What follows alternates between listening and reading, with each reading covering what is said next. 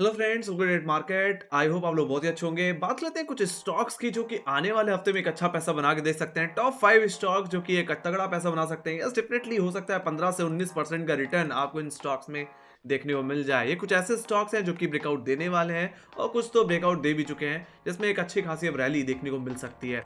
शुरुआत जो मैं सबसे पहले करना चाहूंगा वो करना चाहूंगा रेन इंडस्ट्रीज से। यहाँ पे मैंने उसका वीकली चार्ट खोल रखा है और देखा जाए तो यहाँ पे स्टॉक अपने फॉलिंग ट्रेंड लाइन का ब्रेकआउट कंफर्म करता हुआ दिख रहा है, या मैं ये बोलूं कि इस स्टॉक ने अपने वॉल्यूम का ब्रेकआउट कंफर्म कर दिया है। देखा जाए तो पिछले कुछ महीनों से स्टॉक 140 के लेवल्स पे बॉटम क्रिएट करता हुआ दिख रहा था और अब उन्हीं लेवल से अब वापस अपसाइड की तरफ रिकवर होता हुआ दिख रहा है। सो फिलहाल इस स्टॉक में अब करंट लेवल्स पे भी खरीदारी की जा सकती है। हालांकि देखा जाए तो एकमात्र हर्डल जो बचा हुआ है वो 190 के लेवल्स पे। तो अगर आप एक सेफ ट्रेडर हो तो 190 के ऊपर एक डेली क्लोजिंग पे स्टॉक के ऊपर खरीदारी किया जा सकता है और स्टॉक को प्ले किया जा सकता है कहीं ना कहीं 215 से 233 रुपए तक के टारगेट के लिए, जो कि पोजिशनल बेसिस में बन सकते हैं। बाकी शॉर्ट टर्म में जो टारगेट एक्सपेक्ट कर रहा हूं वो यस डेफिनेटली 2021 का जो ऑल टाइम हाई था 270 का लेवल, वहां तक की भी स्विंग मुझे शॉर्ट टर्म में देखने को मिल सकती है। हालांकि जो स्टॉप लॉस मैनेज करके चलना चाहिए वो कहीं ना कहीं 155 160 के लेवल्स पे लगाया जा सकता है।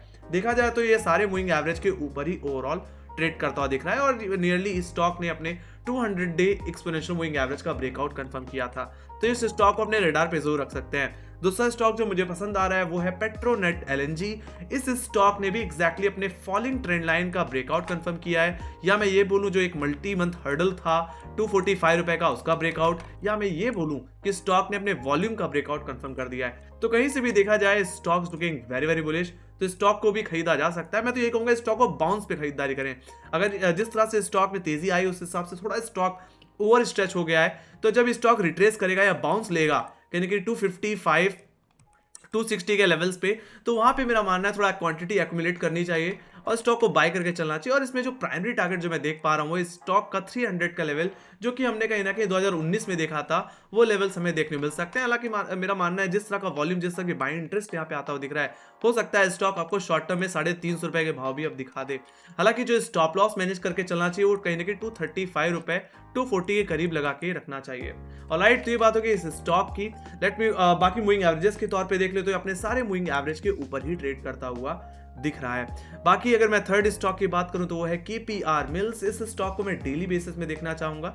स्टॉक में देखा जाए तो यहाँ पे भी एक फॉलिंग ट्रेंड लाइन का ब्रेकआउट यहाँ पे कंफर्म हुआ है और स्टॉक ने अपनी राइजिंग ट्रेंड लाइन पे डबल बॉटम बना करके ब्रेकआउट कंफर्म किया है। बाकी अगर मूविंग एवरेजेस के अगर तौर पे देख लिया जाए तो ये अपने सारे मूविंग एवरेज के ऊपर ही ट्रेड कर रहा है। हालांकि स्टॉक अब एक और ब्रेकआउट दे सकता है जो कि 800 के लेवल पे है। तो मेरा मानना है यहाँ पे 800 रुपए के ऊपर अगर ये स्टॉक निकलता है तो स्टॉक में फ्रेश खरीदारी करनी चाहिए। स्टॉक में जो नियर टर्म टारगेट रहेगा वो रहेगा 825 का level.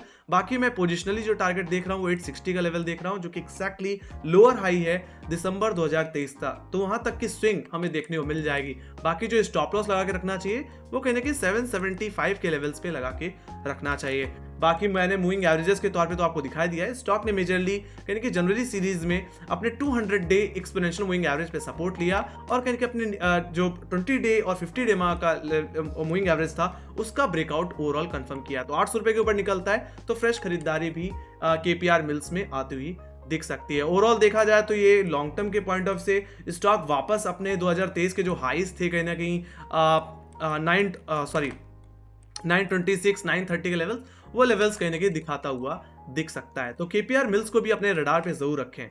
Alright, let me go to next stock. ये अब मैं कुछ होटल सेक्टर्स के स्टॉक देख रहा हूं जिसमें एक फॉलिंग ट्रेंड लाइन का ब्रेकआउट कहीं कंफर्म होता हुआ दिख रहा है वीकली बेसिस में। देखा जाए तो यहाँ पे वॉल्यूम ब्रेकआउट भी है और देखा जाए तो स्टॉक ने 116 रुपए के भाव पे एक अच्छा बॉटम क्रिएट कर लिया है और एक अच्छे वॉल्यूम के साथ ब्रेकआउट कंफर्म करता हुआ दिख रहा है। Then definitely we can expect some more upside in Orient hotels and definitely we can expect 145 and 150 rupees targets in this stock. तो 145 से 150 रुपए तक के टारगेट के लिए स्टॉक को खरीदारी में रखना चाहिए।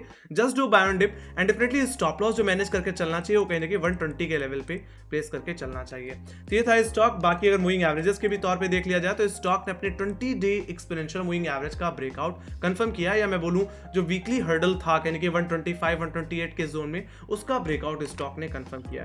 तो stock on the positive side, stock को बाय किया जा सकता है, लेके चला जा सकता है।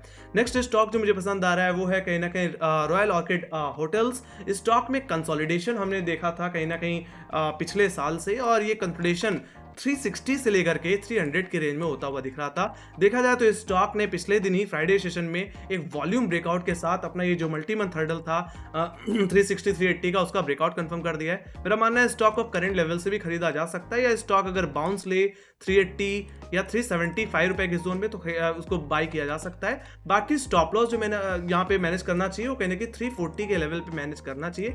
बाकी जो नियर टर्म में जो टारगेट रह सकता है गाइस वो कहने की 430 रह सकता है। बाकी पोजिशनली स्टॉक कहने की 476 तक भी जाता दिख सकता है, जो कि एक मैक्सिमम पोटेंशियल टारगेट है। वहां तक की स्विंग कहने की मुझे रॉयल ऑर्किड में देखने को मिल सकती है। बाकी मूविंग एवरेजेस के तौर पे देख लें तो स्टॉक अपने सारे मूविंग एवरेज के ऊपर ट्रेड कर रहा है, साथ ही साथ एक वॉल्यूम ब्रेकआउट भी आपको आता दिख रहा है। तो एक अच्छा वॉल्यूम इंटरेस्ट है, काफी अच्छा बाइंग इंटरेस्ट इसमें आता हुआ दिख रहा है। So we can expect further upside toward maximum potential target which is at 476 और 480। ऑलराइट, तो वहां तक की स्विंग आपको देखने को मिल सकती है। तो ये कुछ स्टॉक्स है गाइस जो एक अच्छा पैसा हमें बना के दे सकते हैं, जिसपे ब्रेकआउट देखने को मिल चुका है और कुछ ब्रेकआउट देने वाले भी हैं। तो आप इन स्टॉक्स को अपने फोकस में रख सकते हैं और एक अच्छा पैसा कमा के चल सकते हैं आने वाले हफ्ते में।